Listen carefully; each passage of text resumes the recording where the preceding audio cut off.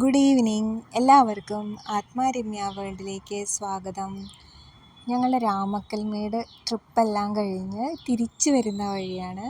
അപ്പോൾ തിരിച്ചു വരുമ്പോൾ കമ്പം വഴി പോരാണെന്നുണ്ടെങ്കിൽ അവിടെ മുന്തിരിത്തോട്ടം കാണാമെന്ന് പറഞ്ഞു. അപ്പോൾ അങ്ങനെ മുന്തിരിത്തോട്ടം കൂടി വിസിറ്റ് ചെയ്തിട്ട് വീട്ടിലേക്ക് പോരാനുള്ള ഒരുക്കത്തിലാണ് ഞങ്ങൾ.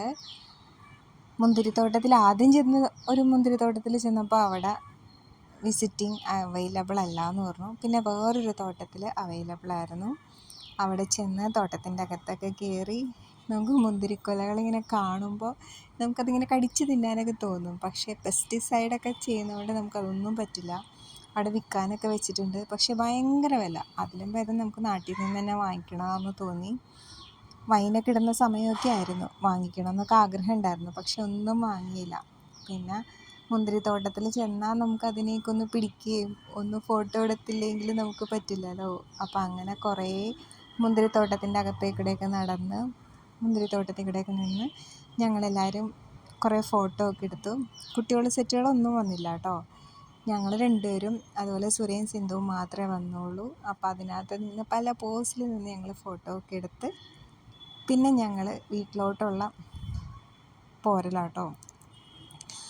ഓൺ ദ വേ നമുക്ക് യാത്ര എന്ന് പറയുന്നത് നമുക്ക് കുറേ സംസാരിക്കാൻ കിട്ടുന്ന ഒരവസരമാണ്. നമ്മൾക്ക് വീട്ടിലാവുമ്പോൾ എല്ലാവരും ബിസി ആയിരിക്കും.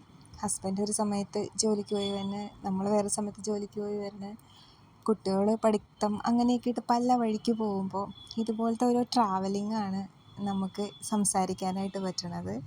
അപ്പോൾ ഹസ്ബൻഡാണ് വണ്ടി ഓടിച്ചുകൊണ്ടിരിക്കുന്നത്. പുള്ളിക്ക് ഡ്രൈവിംഗ് എന്ന് വെച്ചാൽ ഭയങ്കര ക്രേസാണ്. ആർക്കും ഡ്രൈവർ സീറ്റിൽ നിന്ന് മാറിക്കൊടുക്കില്ല.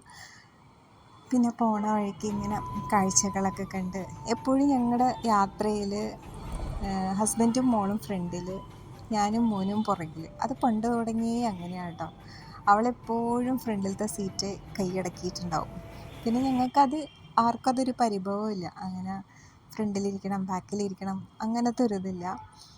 അപ്പോൾ യാത്രയിൽ എപ്പോഴും മിക്കവാറും മോനായിരിക്കും എൻ്റെ കൂടെ ബാക്കിലുണ്ടാവുന്നത്.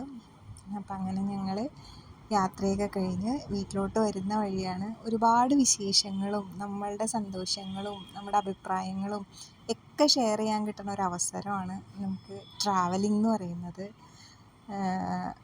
അവരവരുടെ കാഴ്ചപ്പാടുകളും അവരവരുടെ സന്തോഷങ്ങളും എല്ലാം. പിന്നെ നമുക്ക് വരുന്ന വഴി നല്ല തേയിലത്തോട്ടങ്ങളൊക്കെ ഉണ്ടായിരുന്നു കേട്ടോ.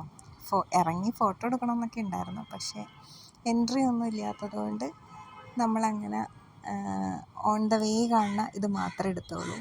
പിന്നെ എൻ്റെ ക്യാമറക്കുട്ടിയാണ് മിററിൽ കൂടെ നോക്കിയ വീഡിയോ ഒക്കെ എടുത്ത് എനിക്ക് തരുന്നത്. പിന്നെ കുറച്ച് സ്ഥലത്ത് മാത്രം ഞങ്ങൾ ഇറങ്ങി ഒന്ന് വീഡിയോ എടുത്തു. തേയിലത്തോട്ടം അത്ര ഭംഗിയായിരുന്നു കാണാനായിട്ട്.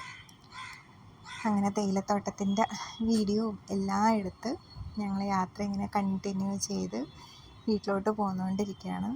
അപ്പോൾ ഇടയ്ക്കൊക്കെ ഉള്ളൊരു യാത്ര എന്ന് പറയുന്നത് നമുക്കൊരു റിഫ്രഷ്മെൻ്റാണ്. അപ്പോൾ താങ്ക് യു ഫോർ വാച്ചിങ്.